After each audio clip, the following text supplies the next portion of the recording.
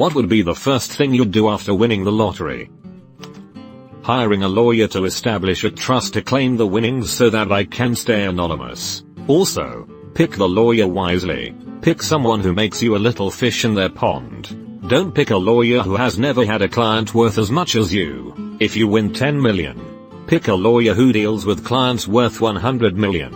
You'll get good treatment, but you won't have to worry about being screwed over because you aren't worth the cost to their reputation. This is a genius comment which I've saved. If I remember correctly, in a previous thread someone said it had to be a double trust to remain truly anonymous. Something about if someone claims it they have to say in what name they're claiming it. But a double trust you just say the name is the other trust. You just name the trust something like Lottery Winnings Trust. That's who claims it. Buy a lottery ticket. I'm on a hot streak baby. Let IT write Dr. Zoidberg.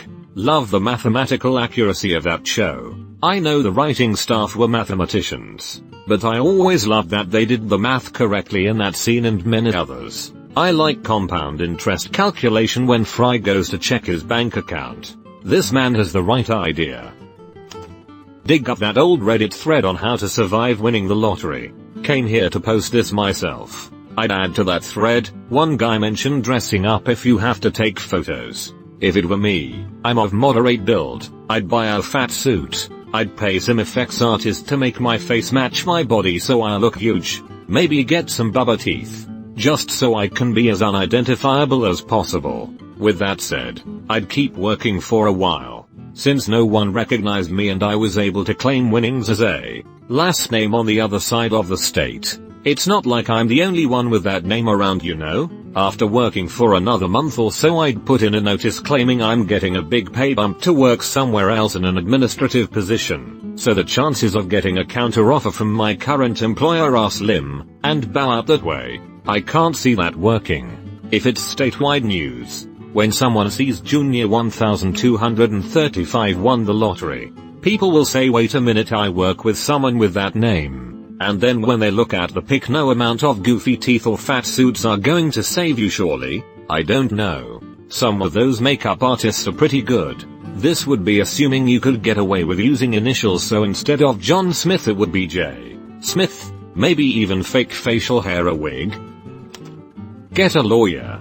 Delete Facebook. Never tell a single person. Show up to work as if nothing wild has happened. Silently finance Firefly Season 2. Do you mean delete all of Facebook? Cause that would be awesome. Facebook is worth more than any lotto winnings. Maybe if you asked Zuck nicely. I very tangentially know of someone who won $5 million on the lottery. Friend's ex-wife's friend, lol. And as soon as they won they just made a post on FB that said something like, I know you all know. I'm shutting everything down. See you, and then deleted all their social media and just essentially ghosted every single person they knew.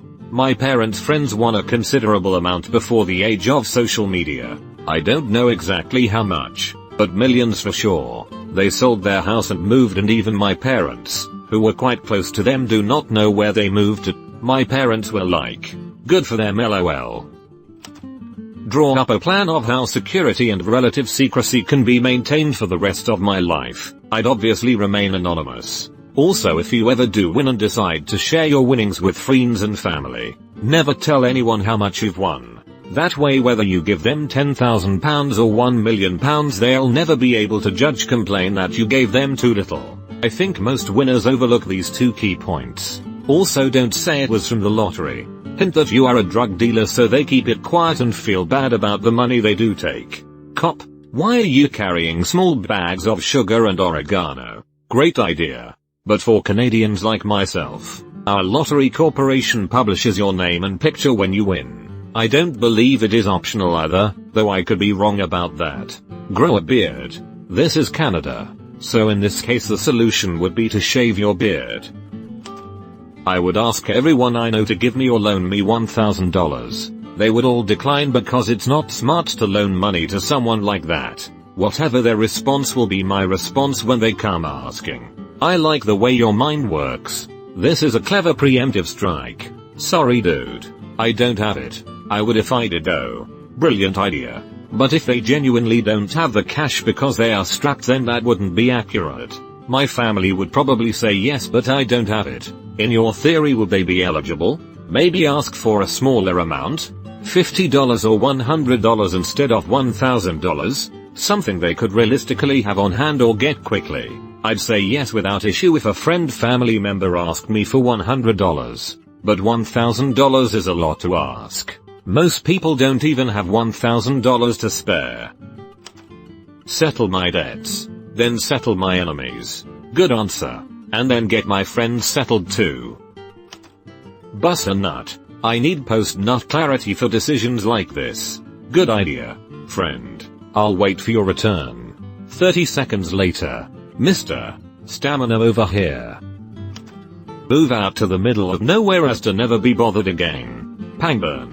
Arkansas is beautiful this time of year. Not really, but no one is going to bother going out there to find you. That was a message from the Pangburn tourist board. Advert. Just googled it. That is a small town. Go trout fishing on the Little Red River.